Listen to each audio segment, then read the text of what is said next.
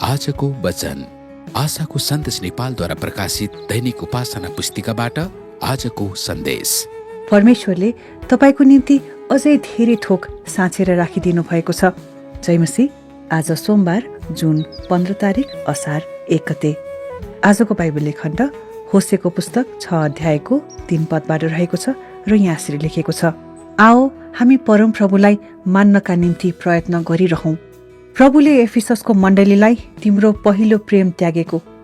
यो कुरा तपाईले प्रकाशको पुस्तक 2 अध्यायको 4 पदमा हेर्न सक्नुहुन्छ र लाउडेकियाको मण्डलीलाई प्रकाशको पुस्तक 3 अध्यायको 15 देखि 16 मा भने अनुसार न तातो न चिसो तर मनतातो भएको आरोप लगाउनु भयो। बाइबल शिक्षक आरटी केन्डलले भनेका छन्, परमेश्वरले अब गर्न चाहनु भएको कुराको सबैभन्दा ठूलो विरोध ती मानिसहरूबाट आउँछ जो परमेश्वरले पछिल्लो समयमा गर्नुभएको काममा सबैभन्दा अगाडि थिए। धर्मशास्त्रका निम्न खण्डहरू ध्यानपूर्वक र प्रार्थनापूर्वक पढ्नुहोस्। उहिलेका दिनहरू अहिलेका दिनहरू भन्दा किन उत्तम थिए भनी नभन, किनकि यस्तो प्रश्न सोध्नु बुद्धिको कुरो होइन।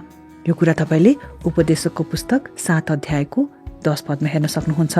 धर्मीको चाल प्रभातको प्रथम चमक जस्तै हो, त्यो मध्यदिन नहुन्जेल झन चहकिलो हुँदै जान्छ। यो कुरा तपाईले हितोपदेशको पुस्तक 4 अध्यायको 18 पदमा हेर्न सक्नुहुन्छ। आओ हामी परमप्रभुलाई मानौं, हामी परमप्रभुलाई मान्नका निम्ति प्रयत्न गरिरहौं। उहाँ हामी कहाँ वर्षाको झरी जमिनलाई भिजाउने आखिरी वर्षा झैं आउनुहुनेछ। यो कुरा तपाईले होसेको पुस्तक 6 अध्यायको 3 पदमा हेर्न सक्नुहुन्छ। जब उहाँ अर्थात् सत्यताका आत्मा आउनुहुनेछ, तब उहाँले तिमीहरूलाई सबै सत्यतामा डोर्याउनुहुनेछ। उहाँ आफ्नो तर्फबाट बोल्नुहुने छैन, उहाँले जे सुन्नुहुन्छ त्यही बोल्नुहुनेछ र हुन आउने कुराहरू तिमीहरूलाई घोषणा गरिदिनुहुनेछ। उहाँले मेरो महिमा गर्नुहुनेछ, किनभने जे मेरो हो त्यो मबाट लिएर तिमीहरूलाई सो घोषणा गरिदिनुहुनेछ। यो कुरा तपाईले यूहन्नाको पुस्तक 16 अध्यायको 13 र 14 पदमा हेर्न सक्नुहुन्छ। मलाई पुकार र म तँलाई जवाफ दिनेछु र तैले नजानेका गहिरा र गुप्त कुराहरू म तँलाई बताउनेछु। यो कुरा तपाईले यिर्मयाको पुस्तक 33 अध्यायको 3 पदमा हेर्न सक्नुहुन्छ। प्रेममा जडा गाडिएका र दरिला भएर सबै सन्तहरूसँग चौडाई, लम्बाई, उचाइ र गहिराई के रहेछ सो बुझ्ने शक्ति प्राप्त गर्न सक र ज्ञानलाई माथ गर्ने ख्रीष्टको प्रेमलाई थाहा पाउन सक, ताकि परमेश्वरको सारा पूर्णताले तिमीहरू परिपूर्ण हो।